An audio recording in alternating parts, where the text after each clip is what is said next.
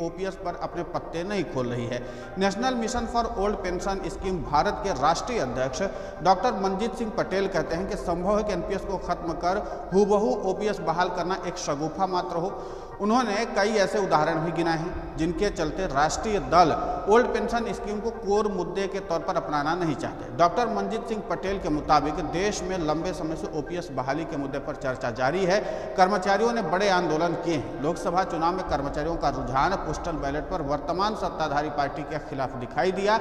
इसके बाद 24 अगस्त को भारत सरकार द्वारा गठित की गई एनपीएस रिव्यू कमेटी के मुखिया टीवी सोमनाथन ने नई पेंशन स्कीम के समानांतर यूनिफाइड पेंशन स्कीम का मसौदा पेश कर दिया। देश की ज्यादातर हिस्सों में यूनिफाइड पेंशन स्कीम यानी कि यूपीएस के खिलाफ कर्मचारियों का गुस्सा साफ तौर पर दिखाई पड़ रहा है। अब यह मुद्दा ये हो गया है कि क्या ओल्ड पेंशन स्कीम को उसके मूल रूप में बहाल किया जा सकता है। हूबहू ओल्ड पेंशन स्कीम को बहाल करने का मतलब है कि पहले वर्तमान एनपीएस सिस्टम को खत्म किया जाए। उससे पहले भी हम ये देखते हैं कि राजनीतिक पार्टियों ने ओल्ड पेंशन स्कीम में अपना समर्थन दिया या उसकी बहाली के पक्ष में खड़े हुए।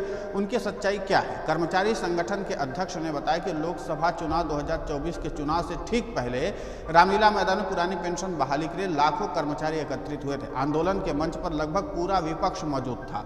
आम आदमी पार्टी, भारतीय राष्ट्रीय कांग्रेस के अलावा समाजवादी पार्टी के दिग्गज नेता भी वहां पधारे थे। अगर हम राष्ट्रीय स्तर की बात करें तो सबसे बड़े विपक्षी दल ने गत वर्ष कर्मचारियों के अक्टूबर में हुई रैली को तो समर्थन दिया था, लेकिन ठीक उसके 2 महीने बाद जब लोकसभा चुनाव की शुरुआत हुई तो उन्होंने अपने मैनिफेस्टो में से इसे शामिल नहीं किया, यानी हटा दिया। उनके मैनिफेस्टो में 25 न्याय की गारंटी शामिल थी, जिसमें पुरानी पेंशन की बहाली का मुद्दा, जिस पर वर्तमान विपक्षी दल वर्तमान सरकार को हर जगह घूरते हुए नजर आ रहे थे, इस दल ने मैनिफेस्टो से ओपीएस का मुद्दा ही गायब कर दिया था।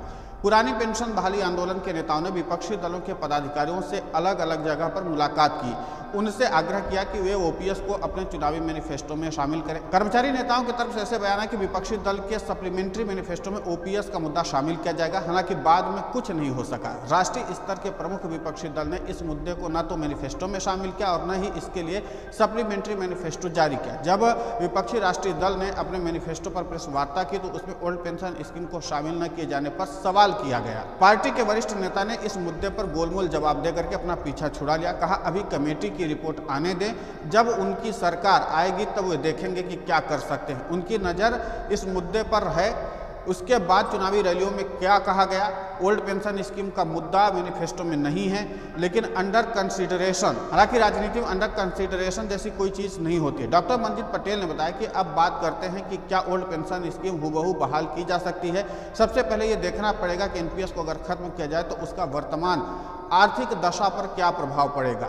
यहाँ एक बड़ा और अहम सवाल है। National mission for old pension scheme Bharat के अध्यक्ष के अनुसार भारत में तकरीबन 91 लाख एनपीएस कर्मचारी काम कर रहे हैं, जिनकी सैलरी से हर महीने 10% अंशदान कटौती की जाती है।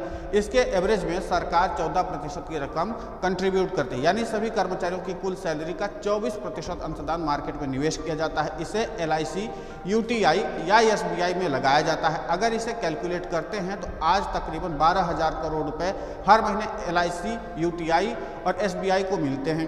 इससे उनका बिजनेस चलता है। अगर एनपीएस को खत्म कर दिया जाए तो कल से ये पैसा इन तीनों बैंकों को मिलना बंद हो जाएगा। इसका मतलब ये हो सकता है कि इन तीनों सरकारी कंपनियों को सरकार निजीकरण के रास्ते पर धकेल सकती है। अभी 2 साल पहले ही भारत सरकार ने एलआईसी की 1/3 हिस्सेदारी निजीकरण के तहत बेची थी। इसी दौरान industrial development bank of India की भी तकरीबन 60,000 करोड़ रुपए की हिस्सेदारी निजी क्षेत्र में बेची गई थी। केंद्र सरकार ने पहले ही अनेक बैंकों का आपस में विलय किया है। वजह सरकारी क्षेत्र में कई बैंक घाटे में चल रहे थे। आज तकरीबन एनपीएस के तहत 15 लाख करोड़ रुपए का निवेश हो चुका है। आने वाले 4-5 साल में निवेश 50 लाख करोड़ को पार कर सकता है।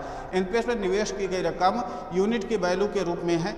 आज एलआईसी, यूटीआई फिर एसबीआई की एक यूनिट की वैल्यू लगभग 42 से 44 रुपए के बीच में है। 3-4 साल पहले ये वैल्यू 20 से 25 रुपए के बीच में थी। अब अगर एनपीएस को रद्द किया जाता है तो जाहिर सी बात है कि 15 लाख करोड़ रुपए की वैल्यू घटकर 10 लाख करोड़ से भी नीचे आ सकती है।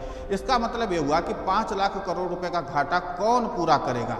यही एक बड़ा अहम सवाल। वो पैसा कहाँ से आएगा, आर्थिक नजर से एक बहुत बड़ा सवाल है। इसके कारण कोई भी दल ओल्ड पेंशन स्कीम के मुद्दे को मैनिफेस्टो में रखना नहीं चाहता। हालांकि उन्हें कर्मचारियों के वोट लेने हैं तो वो उनकी भीड़ या आंदोलन में जाकर उन्हें सपोर्ट करते हैं।